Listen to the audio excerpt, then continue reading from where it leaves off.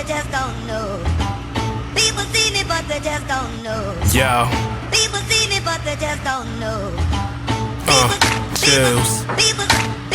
You may not know my struggle, but you damn sure gon' know my hustle. Come on, baby, let the good time go. Walk with me. I look back at my old rhymes to inspire me. Looking at my old works puts a fire inside of me. They told me to quit rapping, stick to geography. Hello everyone, this is Sheila Montague and we're together again for another episode of Changing the Lens.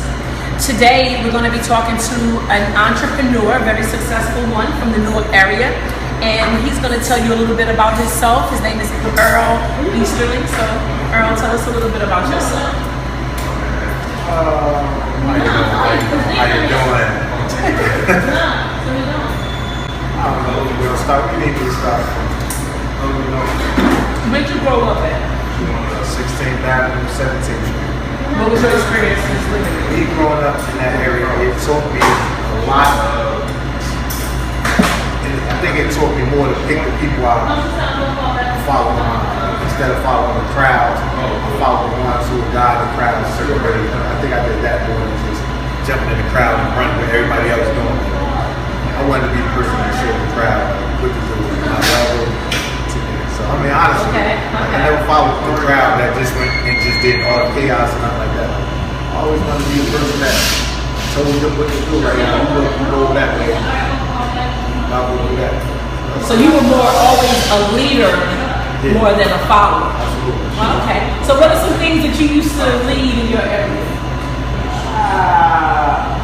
One, I don't know if it worked bad, but I went to school every day. Okay. I had perfect attendance for like What school did you attend? South 17, I went to Central High School. Right behind. So what was your experiences with school? School was alright. Around time, still fair though. Everything went well. Say much about the school. I went through like 3 principals in 4 years. South 17th Street? Central High School. Wow. And that was the old Central building, right? Yeah, When it was on Central Avenue. Street. Yeah. So were you focused in school? And be honest, keep it real. I mean, I was focused. I think I became more, let's see, I was focused, but I think I got to a point where I started looking at school a lot different. Like, I know this, I know that, so I became, what else? And it started being less interest. I never left school, but it was like less I wanted to do different things. Right. And that's been a consistent problem with the schools I've heard, that just with maintaining the student interest. That's something that we're still, dealing with the challenges of that. I think it's part of life. It ain't a set structure. At that age, like you ain't set right there. Like, all right, this is what I want to do. I want to do that. Right. Like if the guy do somebody else. At that age, I wasn't. I still be finding myself, saying what I really wanted to do. This, that, and I was fun. Right. Like having fun. Yeah, I was having fun. So who motivated you, or what motivated you to want to become a business owner? This place is beautiful too, by the way. I think wanting to become a business owner was like I said, I had my ups and downs in life. I took one road that didn't lead me exactly everywhere I wanted to be at. So in that time frame, it was like I had a lot of time to think. Let's just say that. I had a lot of time to think, and I know now a lot is limited now. You're incarcerated for this, that, and third. So you might as well take these out of your lifestyle. You're not going to be a cop. You're not going to be none of this. So that's how you felt? It's already, you got a charge. You're not being a cop. Okay, so you had a charge. Yeah, I said I had a lot of time to think. Okay. I went away for a little while. Okay.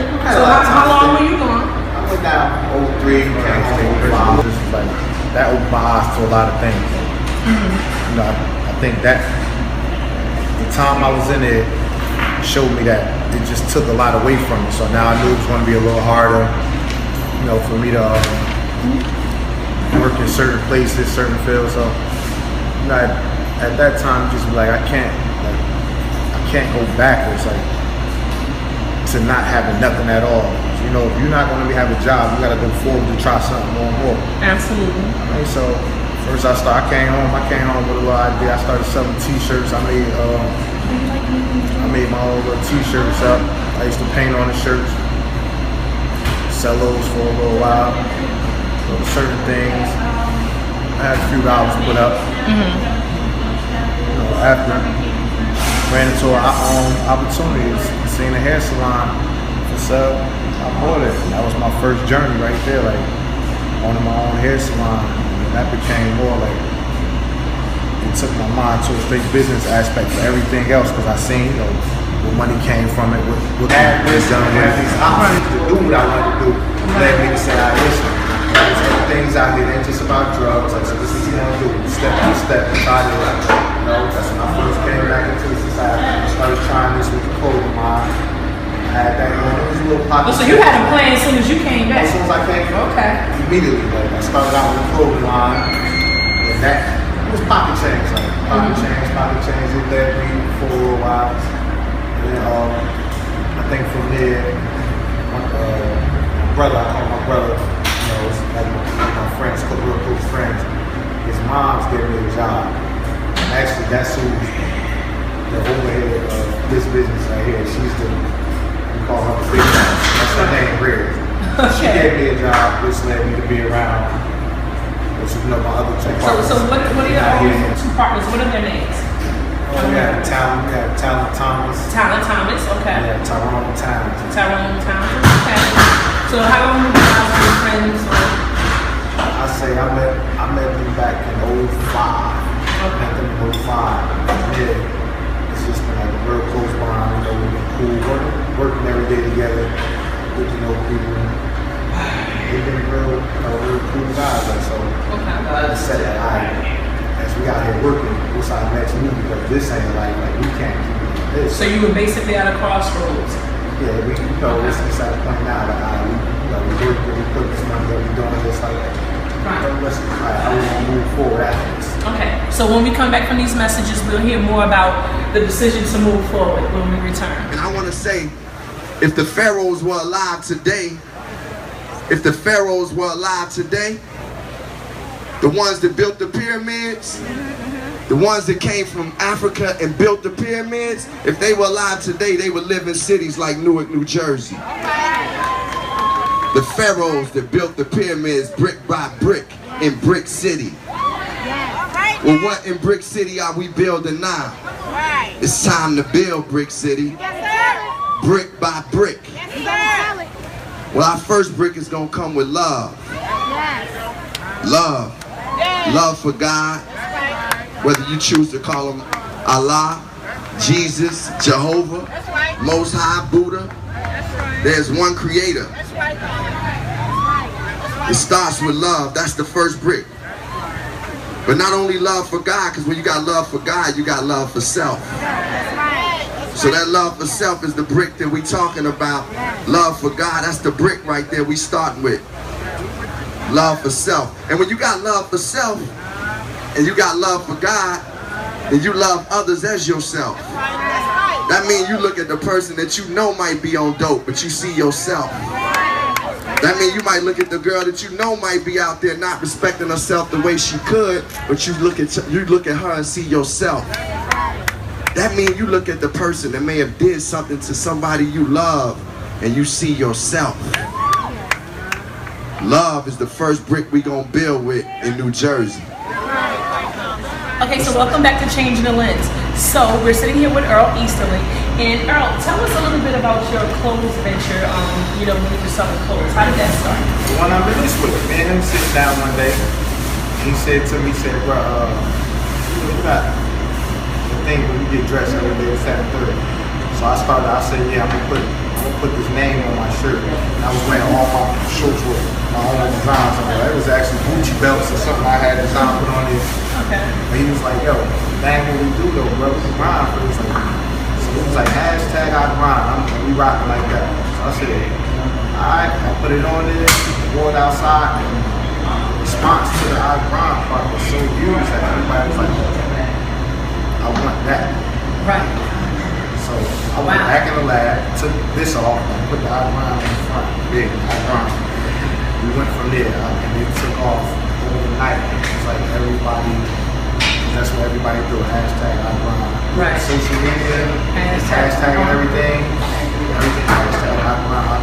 So it's like a way to go from there. And I say overnight, right. There wasn't no stopping. I had t-shirts, hoodies, sweaters, underwear. I had yoga pants, workout clothes. I had nurse scrubs when I grind. So what motivated you or geared you from the clothing line then to here where we are now? And this place is traveling too, by the way. That's why I wish both of them was here to talk. They can touch that grind, that mentality to get it. Like, right. brought us further and further. Like, so it was just a thing to keep going. Don't stop. Like right to this day, we still building. We're not where we want to be at. Like I pull up, I want to see nobody here. That's what I'm waiting for. They gotta wait long to get the food. They here waiting though. I want to see that, not because it take long to cook it, because there's so many orders that. Right. So that's how I want to see it. Hold up, I see somebody I know. Ahmad, come here for a minute. Hey, how you doing? Long time no see. Hey, how you doing? You come here often? Yes. You enjoy the food? Oh, absolutely. Oh, great. I just wanted to check in. I see some I come get the in here. catfish. Yeah, oh, the catfish? Oh, yeah. Okay, so the catfish. Okay, we gotta let the audience know that so that they know what to get when they come here. Stop. Good seeing you, Ahmad. Good seeing you. Very good seeing you. So, you know, with you being a successful business person, what advice would you give to young men today in terms of seeking to become an entrepreneur if they wanted to walk in your footsteps? I would tell them first. You gotta set small goals. Set small goals? Yeah. I'm being realistic. Like I never set a high goal and it was overnight. Right. But I would set 10 small goals to get you to that high goal. Right. You set small goals, build your character up, and build yourself up, trust in yourself, believe in yourself, and just try to go for it. A lot of times you might see something, you might go for it, it might be the last dollar you got, but if you don't try it, you're gonna find out if you can do it or not. Right. So my question to you is, what do you think it was about you that encouraged people or made them have faith enough in you to say, here, we're going to support you in a financial way because we believe in you? What do you think it is about your personality or character that people wanted to do that? Some people that they know I like getting dressed, so you know if I like getting dressed, I gotta have some type of money. So Right. So they know that you're about business and hard work. like, yeah, but mostly it's you know like if any of my friends was to say and tell you like my frame of mind is like more business. I can sit down and put a business plan together quick. Right. This quick. And some may not take off as soon like fast as others, but planning until it works in one, you'll see it start developing better. Like I start here and I try to shrink it down to when everything is in here. Once I know everything is here, it's a go. Absolutely. That's how I look at it like that. But I have a lot of people that know this about me. I have people that come to me nowadays with ideas, not even with ideas, that ask me what could they do. Right. But what could I do? How could I stand up there? And I tell them like I ain't no selfish person. I got another brother I was doing business with. He'd tell you, you know, who's smart. Ask him what I presented to him. And I told him, this is not what I'm good at. I'm not good at it, so I know that if anything takes me out the way, everything else can fall by itself. The bills will be paid by the business staff. Long run, my kids is good, all our family, because I don't look at it as just my family. Anybody that's around us that work here, try to treat them as family, keep them involved with as much as if it's anything. Like even if they come through here, they take their steps here to get out of here, but it's an opening for them to think it over. Their kids need a job. It's always something developing. Listen, I try to aim towards that, not just a selfish me to build myself out and get me out the way. Like I want to say everybody that I build with, to get all of us. I want all of us to be here together equally. Right. Yeah, you don't have no hate going on. You don't have nobody mad for this. Like, you all you build together, grow together. Become better than trying to just be one person on their own. Well, listen, I think you're on the right track, and I love the fact that you're mentoring the youth. And I just appreciate you so much for being here on the show today. Thank you so much. And speaking of Usman, we're going to see him next later on in the show. But again, the seafood ziti was delicious. Thank you. And we'll be right back. But wait, before we leave, tell your shop and tell your address and everything. Tell the name of it and your address and where you're located. Well, right now we have Redd'z Grill and Bistro, 7-9 Lincoln Avenue, Main Street, Orange, New Jersey, 07050. We up there, we say we just close to Sundays and Mondays now, but Tuesdays and Fridays, we there. Food good, come up, check it out. The food is excellent, excellent. It's up there. Fantastic. Yeah, and you can also tell us a great place to play. Listen, so we'll catch you back after these messages. A different value system with different beliefs. Buying the same lies, but we have different receipts. Competing against each other is how we meet defeat. Trying to change the cycle because history will repeat itself. A better way we have to figure out. Think bigger now. Can't stay in the same bubble we were living out. Fantasies, fallacies, take a dose of reality. Haven't we seen enough tragedy? In actuality, we look for differences instead of common ground. We should try to learn from each other next time around. Next time might be the last chance we ever get. Tomorrow ain't promised, but no one thinks of it. We all want to live, we all want peace. Well, most of us do, and that's the ways of the beast. The beast called life can make you feel worthless. Leave this place better than before, that's our purpose. When you're poor, broke, and starving and they can't relate, they don't know what's on your plate. It's stab you in the back after they smile in your face. God is so. We're now back with Usman Sharif from Redd'z Ices here in the city of Newark. Usman Sharif is also an entrepreneur, and he's going to tell us a little bit about himself and his humble beginnings and his upbringing in the city of Newark. In the city of Newark, Brick City, born and raised. Born and raised. First part of my life was by Southside High School. High School. I was on Johnson Avenue. I didn't realize that. Yeah, because I was there till 4. Okay. So, but I, learned skateboarding, riding bike, a lot of important stuff that stay with you right there. Then Absolutely. I moved to, my pops came up. So we bought a one-family house on the hill of 18th Ave, right before Sanford, at Smith Street, which was like the suburbs. Absolutely. Late 70s, early 80s, right? It was nice. Yeah. Nice neighborhood. Everybody had manicured lawns, and but it was still Newark. Yeah. And so I spent a lot of time on Smith Street, 18th Avenue, and then we moved to Brookdale Avenue. After my parents got divorced a couple of years later, and Brookdale was real. That's when saw and held my first gun. And just, at 12. And how did that come about? Because it's a lot of in the hood you got a lot of older cats to you. So there's like 16, 17-year-olds and you 12, 13. Right. And they always take you up under their wing and show you different things. They drinking 40s and you taste it, malt liquors. My mother thought I was on the porch. But I was around the corner on South Georgia Ave and Boylan Street, cutting up. 1 in the morning, man. Throwing bricks at buses and just all type of dumb stuff. Hey, man. That's No, but that's that life. What makes you do that? Just having fun? Is that fun? Just having fun. But the blessing I had good, great parents. Okay. My father joined the Nation of Islam in '67. Oh wow. In Newark, number 25, and that saved my life when I came along in '74. Wow, how so? Because his brothers both died in prison, and they were all about that life in Asbury Park. Right. And he tried to bring the teachings of the Honorable Elijah Muhammad to them, and they was like, they scoffed it off and everything. Right. And then I see how my cousins ended up, their children. Right. Drug habits and different things. And my siblings might have been okay, but I was that one that was off the hook. So but not too far. I went to Mount Vernon Elementary School in Newark. Yeah, it's pretty good school.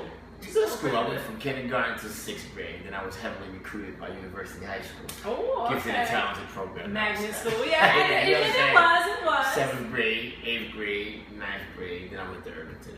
Okay. But on Brookdale Avenue, I always made good decisions. My parents didn't tell me about drugs. I don't know if you remember that. Like DARE came out in like 85 and 86 during that whole crack epidemic. That's true. Prior to that, our parents didn't really sit us down and tell us don't do drugs. Right. And this young dude, my age, we was in the back of the house, 4 of us, and he's like, yo, I got a joint. I didn't even know what that was. But I saw that he was ashy and had the ring around his lips and haircut, never, didn't have a haircut, clothes was dirty, and I was like, nah, Pat. I'm sitting there, oh shit, my mother ironed my shorts. Exactly. You know what I'm saying? I had a haircut last week.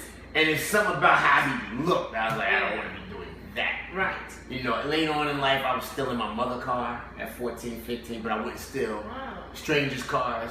So I always made pretty good decisions. Right. Is the point of those stories. But bad with boundaries. Bad with boundaries. I like that. And I learned once. Like, I did get arrested when I was 11, and I never do that again. So certain things like that, I learned the first time. Right. Out of that. Right. But yes, very good upbringing with my parents. Thank God. So growing up in that area, and now you have a store in that area. Yes. How is it different, just to compare and contrast between then and now? Today's youth, man. Yeah. Today's youth, unfortunately, seems like more of them have no goals or dreams. When we were 12, 13, 14, we always, no matter what we was into, even the bad kids had things they wanted to do when they were older. Right. Whether it was football, whatever it was, doctors, veterinarians, whatever. But these kids today seem like they don't have everybody want to be a rapper. That's like what's going on. But the beauty of that was when I lived on Brookdale Avenue, I used to ride my bike up South Orange Avenue into South Orange. Right. And I used to sit for hours. No cell phones or nothing back then. Mom dudes looking for me. I used to go to that Carvel, that's up there. Yes. Right next to my store, number 1. And used to get a vanilla cone and sit and look at the manicured lawns and no fiends, no crackheads, no garbage, no litter, no yelling, no honking, no iron, no sirens. Right. I used to be like, I'm going to live up here. Wow. Fast forward 30 years, 25 years, and in 2008 I opened my first Redd'z up there. Wow. So I had a 3-store deal, so I knew my second one was going to be somewhere in New York. And that's incredible. Let me ask you a question. What motivated you to want to open your own business? Because we live in a society where a lot of young people feel that I want to get a job. I want to get a job. What put that mindset into you that I want to own my own business? Unfortunately, a lot of adults had that mindset too, trying to get jobs. Yeah. I'm one of those. I don't push college. Okay. I got 3 boys. Right. One is academic scholarship at University of Bridgeport. One wants to do medicine. And one of your sons is actually at Essex County College, right? Where I'm at. Going into his second year, and I graduated from Essex County. He's a great young man. I see him all the time. Yeah, I got great kids. Definitely blessed. Very respectful. My father, of course, coming up in the Nation of Islam, was always taught to do for self. Okay. You understand? So he always had us with him in his different hustles. I used to sell cassette tapes 3 for $5 down Broad Market. Worried about my friends seeing me. Like, it was embarrassing. But I was out there getting it. But it didn't dawn on us. Our father would make 100, 200 that day. His own money roll out 7 days a week. In 1982, $1,400 a week. Some good money. But it was embarrassing to us. Right. But we used to go to New York Central Park, sell jewelry he made. He was always hustling. I firmly believe people are born to own and people are born to work for people. There's sometimes, I have some great employees that would not be able to run their own show. Right. But they're good employees. Right. So there's nothing wrong with the guy who wants to work. Not a job, but a career. So that was always a part of your fabric. That was a part of my fabric. I used to sell candy in school. When I got to high school, my brother was already in college. He used to bring home a bunch of rubbers, condoms. Yeah. I used to sell them to friends of mine. Really? Because that was back when AIDS was really breaking out in 88, 89. Right. I used to tell them. And it was on demand. It was on demand. I was killing with the condoms. Right. I shot a film in Italy with Spike Lee. Really? Right? Yeah. And when it was 6 weeks, and it was a couple of times, days at a time, we wasn't working. Now, listen, wait a minute. Now, you also are an actor. Actor, so producer. incorporate that in this story. Actor, you know what I'm saying? Actor, but I love the acting, but the businessman in me, that fabric that I'm made of, has me creating my own projects. But when I was in Italy, I learned the routes everywhere, rented a 15-passenger van, and was doing tours to the Leaning Tower of Pisa, to Rome from Florence. 50 €50 round trip. So my point is, I was always on the grind. That's why I bought into Redd'z, because I do the real estate, buy, fix, and sell. And when that market started to go down, I looked into something else I could make some money. I wasn't getting a job. Right. And ice cream, low cost, healthy is the healthy frozen dessert alternative to compare to Cold Stone. Zero, no fat, 100% fat free, 97% cholesterol free. Right. We have sugar free options, so it was good. So that was important to you. That was important. I wasn't nutrition and diet. Yeah, man. The chicken shack is worse than the drug dealer in Newark. Wow, how so? The diet, man. We're dying faster from diabetes, cancer, high blood pressure, hypertension than drug habits. Most drug addicts don't even get sick. Dig that. Never get the flu or nothing. A lot of them live a long time. Right. I know a 67-year-old been doing dope for 40 years. Wow. Real talk. So it's the chicken shacks. Right. And the fast food and these diets. D-I-E, die. Diets. Ooh. You don't get it right, you will die. Right link there. Absolutely. So that's something else that's a part of your religion as well, right? But we don't eat pork. No, we don't eat pork. Okay. We don't eat pork, but in Islam, they don't really teach about, in the Quran, it tells you certain things that's halal or ordained by God to eat. So you can eat up the beef and, chicken and things like that, but truth be told, it's not good for you. Right. But really, it's causing cancer. So. Right. But yeah. Wow. One of the first books I ever read was Eat to Live, and I'm not Muslim, but I just remember coming across that and reading it like, wow. So it touched me in a way that I'm very careful of. Yeah, you gotta be. Elijah Muhammad was on that way before all this fad that's going on now, eating right, nutritionists and training and just. Elijah Muhammad had been on that in the 50s, right? How to eat to live. So you're a pretty incredible person, right? So that's what I try. Do. Yeah, I know it's difficult, right? So challenging. So challenging. All right. So so you're doing these great things in the community, right? You're an entrepreneur. You have your Redd'z Ices. You're an actor, producer. Now you also do radio.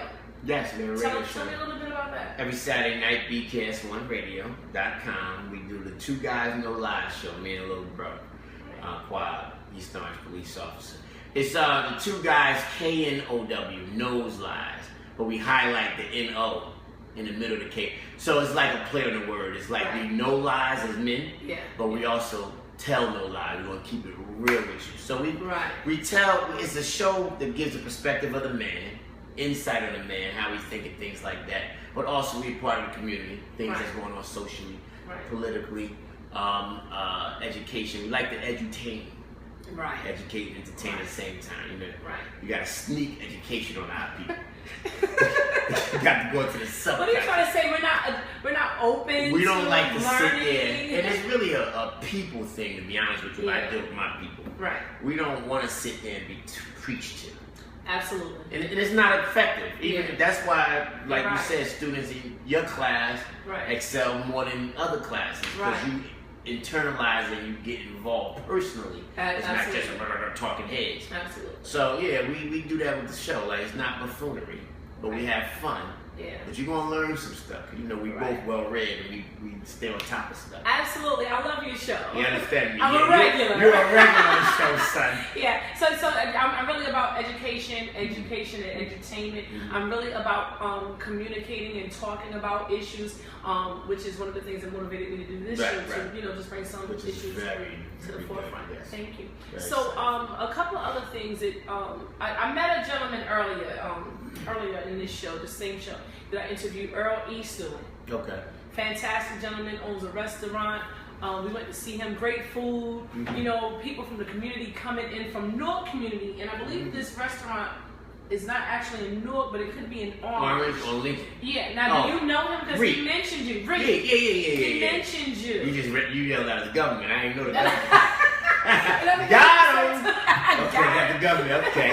So he mentioned you, and so my next question is, how important do you think it is for entrepreneurs to have collaborative efforts in the community? It's funny. We were actually talking about collaborating on something, me and him. I met Reek in Coliseum Gym, right? And he knew I had a premiere coming out for Criminal Behavior, the movie I was doing back 2 years ago when we had the premiere. Right. And he wanted to give me shirts because he had a clothing line. Right. And he's like, yo, I want you to have this shirt, man. I know you're doing your thing. Yeah. And I didn't even know him. He didn't know me, but he heard I was doing my thing. And then I'm checking on him, and I heard he's hustling and stuff. Right. And, you know, so I gave him a free premiere ticket. You know, he came down. You know, we exchanged. Right. You know, a little barter system. Right. And then he told me open the rest. You know, we wound up friends. He was on the show. He was a regular with me and Quab and stuff. Yeah, and but he's a family man, so you know he has a young son. So sometimes he can't come. Right. Hard working dude though, Yeah. and I have a thing, man. And I turned it up as of July 1st. Mm-hmm. Any business that I need in my life that I have to do, grocery shopping, whatever. If there's a black-owned component, if it's a little far away, if it's a little less appealing than the white component, you know, you got a little less, or you got to look. I'm using them, the black-owned, from now on. And if it's just no black counterpart and I need this thing, then I'll go to the other man. Absolutely. So that's why I switched gyms from Coliseum. I'm at Gladiator, Bilal's gym in Orange, New Jersey. They got the MMF rings and boxing training. We do pad work. It's a great black-owned, Muslim-owned gym. Right. Got the free weights, you know. You see, it's still working for me. So my point is, we have to support each other. Absolutely. That's the whole point of that thing. I agree. We have to. It's very important to build resources and a resource base. Networking is critical. And there's a lot of us that do good business. You know, Yeah. that's the number one complaint. We don't know how to do business, and we haven't been taught like they have. Right. Even Elijah Muhammad says, study the white man when it comes to business. He ain't even like me. You know what I'm saying? So they know business. They ain't gotta reinvent no wheel. But you know, there's a bunch of us that knows business and doing some good business. Right. Okay, so my last question. Talk to me. What would you share with a young man that is growing up in Newark during these troublesome times? He's faced every day with, you know, the gun violence and feeling the need to fit in, or just maybe have made some bad decisions and he wants to do better. And the point I'm getting to really quick is the recidivism rate, because we're trying to decrease that. You know, they come home, they feel like I'm trying to get a job, I can't get a job, and then they end up doing something they had no business doing and go back to jail. What advice can you give to that person? First of all, you have to try your best. It ain't even hard. You just gotta use your head not to get in the system in the first place. We can work on decreasing the recidivism rate, but we gotta decrease the jail rate, period, because we get a record and it's a wrap for us a lot of times. And there's no other choice but to hustle or do something little. Gotta be smarter, gotta move better. You got to, man. And here's the thing. I submit that any child in the inner city who tries or cares or want to, just an inkling of hope and faith and want to do better than their previous generation or their surroundings, there's somebody out there that can help them. Because a lot of us come home and they got nothing but hell around us. They go to school and there's nothing but hell around us. And outside the street, nothing but hell around us. And so they join hell. Can't beat them, join them. And now they're a new member of hell. A fellow devil, just not doing nothing. But there are counselors, teachers like yourself. I speak to schools every year. You do. I do it. And I remember one young man said to me, he was about 16, 17, Westside High School. I remember. That brother was listening and he was a leader. The rest of the knuckleheads in there listening. He's like, yo, shut up. Go ahead, man. Dug down. But he quieted the crowd. And he said, let me ask you something. I heard you from last time. Let me ask you something, yo. What if you ain't got no choice? It was dead serious. I felt him. Because I have a cousin who's dead now. But my uncle, my father's brother, beat his ass one time when he had an opportunity to steal and didn't take it. Didn't steal. He's like, what's wrong with you? You see that cash register open? You know? Wow. So he grew up not knowing right from wrong. So I'm supposed to have this an opportunity. That's for me. So one day when he's about 25, 30 years old, that's deep. 30 years old, he stole some glasses while with my grandmother. Got in the car, put the glasses on.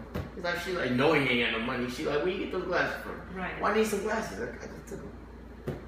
So he didn't even know. He thought it was all right. So my point is, those of us who are doing right, who know better, especially the men. Men are out of the black community by design. When the men is gone, when the head is gone, your body can't function. That's why when your brain dead, your heart's strong and everything. When your brain dead, they call it. Right. Because when your head is gone, it's a wrap. So as a man, it's another thing I took on as of January. Right. I take on young men in the community. Because I got 3 boys. I'm really good at raising boys. I'm really fair. I'm not square. I understand having fun, but getting the work done. You understand? Doing what you gotta do to do what you want to do. Work hard and play hard. I got several mottos I go by. Right. And you know, if somebody reaches out to me, somebody wants to do better, I let them roll with me daily. I let them follow me. I talk to them. I help them out. Get them work. They work with me. Not for me. Teach them things. Teach them investing. So again, excellent response. But what would you tell a young man who is out of jail, really smart, made a bad decision, he's home, doesn't want to sell drugs anymore? What would be your advice? He got to figure out what he enjoys doing, and make that the business. Never do anything for money. If you do what you enjoy, you're gonna be really good at it, and the money gonna come. That's right. I agree. Surround yourself by doers. Stop hanging out with knuckleheads when you come home. Excellent advice. Your old boys and stuff. They can still be your boys, but you roll out from them. You have to separate yourself. I'm surrounded by doers. But you included. You understand me? I don't play that. Even as an adult, I don't play that. That's right. So one more time, just plug yourself in. Redd'z Ices. Redd'z Water Ice, 1017 South Orange Avenue in West Newark, New Jersey. Okay, and where can they hear your show? BKS1Radio.com. Every Saturday night, 8 p.m. to 10 p.m. live. The 2 Guys, No Lies show, Usman Sharif, and Criminal Behavior film I did is on iTunes and Amazon.com. And as we speak. And the last movie that you just Clip Wings, they do fly. Screaming all over the place, man. Gotta go to Austin, gotta go to LA, gotta go to Florida, all next month. However, it's at UMD&J, Rutgers now, the Medical Center, this Saturday morning, the 25th. Wow. A lot of nutritionists, neurologists, and different doctors are screening this thing for mental illness. Excellent Shout out job. to Mike Barbie, right? Excellent, absolutely. Mike Barbie is all of that. Yeah. Thank you, and Team Newark. This is how we continue to change the lens. Until next time.